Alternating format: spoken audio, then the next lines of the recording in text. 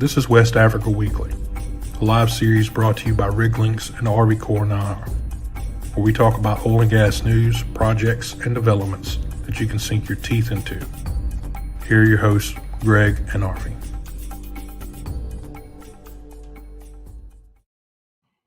Good morning, good afternoon, good night, wherever you're at in the world. This is another episode of West Africa Weekly. Today is Thursday, May the 14th. It is 11 a.m. here in Houston. So let's get straight into it. We'll cover our oil prices. Then we'll go to one on Shell about them leaving the upstream activities in Tunisia. Recon Africa spuds their second well in the Kavango Basin in Namibia. Petrofac secures contracts in Mauritania and Senegal. And Frontier Resources makes a find offshore in Namibia. So a bit about the oil prices. It looks like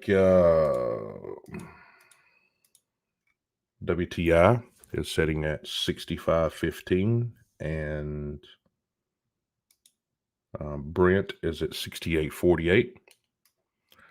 So the EIA reported on Wednesday that the excess oil inventory was all but gone, and strong demand rebound in the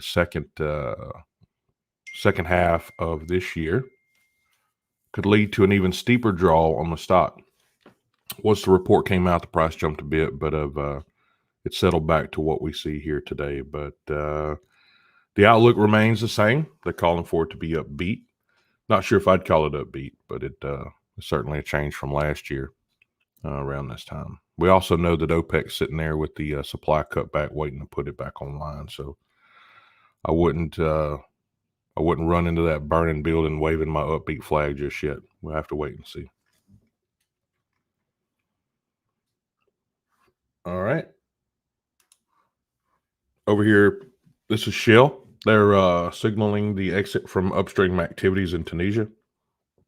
So Royal Dutch Shell has informed Tunisian authorities it will hand back upstream concessions and leave the country next year as it turns its focus to renewable energy.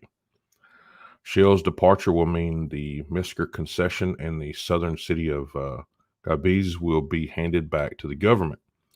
The decision does not impact the ongoing brand license agreement in the country with Vivo Energy, which distributes and markets Shell's products to retail and commercial customers in Africa. Of course it doesn't. Why would they want to give up what they sell? That doesn't make much sense, does it?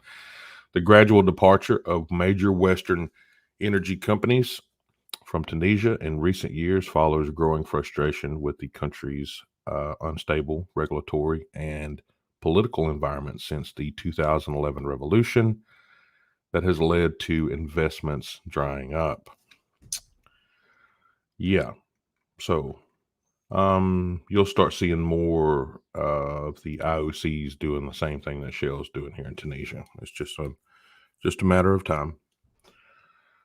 Over here to Recon Africa, they have spudded their second well in the Kavango Basin in Namibia. So that'd be well 6-1 of an initial 3-well program that's in the northeast part of the Kalahari Desert. The 6-1 well is designed to evaluate the petroleum system discovered in the first well. So they're looking for how big it may be. The company will take whole core, sidewall core, and conduct a full logging suite of all zones of interest. The Minister of Agriculture, Water, and Land Reform has assigned a high-level team within his ministry to which Recon Africa will keep updated on the project.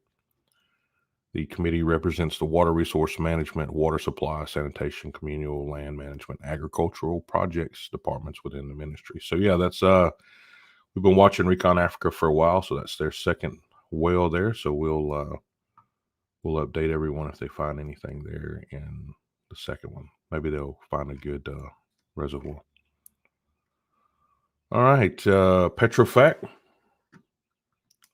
secures a contract for BP in Mauritania and Senegal. So of course it's huge work going on in Mauritania and Senegal. If anyone is listening now, we'll come back in about 45 minutes. We'll be doing a special on overtime, and we'll be talking about Mauritania and some of the things with the power that's being used in Mauritania. So that'll come up. Petrofac has secured a contract with BP to develop operational procedures for their greater Tortue Amayam project in Mauritania and Senegal, centered on minimizing risk and harm to personnel, plants, environment, all this kind of stuff. Plant and the environment. The procedures will encompass all the offshore operations, including subsea, floating production storage, and offloading, or FPSO, and the hubs. So the estimated resources in that field are 15 trillion cubic feet of gas. And so it's located on the border between Mauritania and Senegal.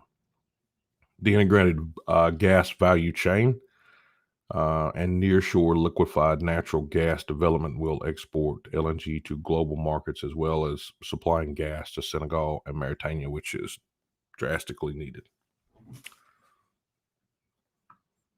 All right, moving over to Frontier. That's not even a real word, Greg. Moving over to Frontier Resources. Frontier Resources makes find offshore Namibia. Houston-based Frontier Resources International has announced active hydrocarbon system in Namibia while providing an operational update on its activities in the southern African country. Frontier has a strategic relationship with the local company, Gondwana Petroleum, to provide technical services and act as operator for the project. The area has a primary target in the region for natural gas as a source for the power generation, with the recent announcement discovery of more than 660 feet of looks like oil and gas shows in a well drilled there nearby Kavango Basin. So that's Frontier, Recon Africa. That's a few names there in the Kavango Basin. So we wish them lots of luck. Let's look over here and see if we have any questions or comments. Everyone's coming in from India. Hello, everybody. Welcome to the show. Texas. Hey, Alyssa. I'm glad you could make it again. Argentina, Brazil, Egypt. Welcome, everybody. It's just a short update. Arvi is going to be out of the show for the short duration. And she'll be back first next month. So it's just a busy time for her, but we'll keep the show going for the short term while she's gone. But no, that's great. So there's no questions or comments. That was all the big ones for this week. So it looks like that brings us to the end of the show. I'm Greg. This is West Africa Weekly. And this is where we talk about things that are going on in the oil and gas industry in West Africa and other parts of Africa that may be of interest to you or your business. So thanks for stopping by, and we will be back next week. Thanks. You've been watching West Africa Weekly, a live series brought to you by Lynx and ReconAfrica. Your hosts have been Greg and Arvi. For sponsorship opportunities, send us an email at info@riglynx.com. Tune in next Thursday at 8 a.m. CST for another live episode.